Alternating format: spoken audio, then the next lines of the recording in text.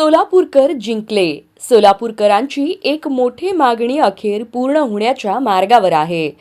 मुख्यमंत्री देवेंद्र फडणवीस यांनी सोलापुरात शासकीय अभियांत्रिकी महाविद्यालय सुरू करण्याचे आदेश उच्च व तंत्रशिक्षण विभागाला दिले आहेत.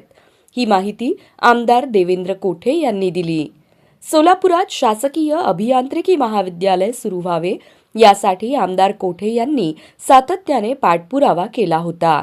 25 फेब्रुवारी रोजी अधिवेशनातही त्यांनी हा मुद्दा उपस्थित केला होता.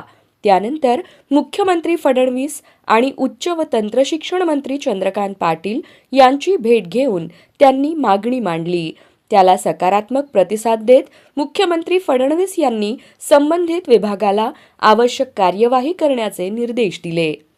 सोलापुरातील तंत्रनिकेतन महाविद्यालयाच्या सुमारे 34 एकर जागेवर हे महाविद्यालय सुरू करण्याचा प्रस्ताव असून त्यासाठी सुमारे 250 कोटी रुपयांचा आराखडा तयार करण्यात आला आहे.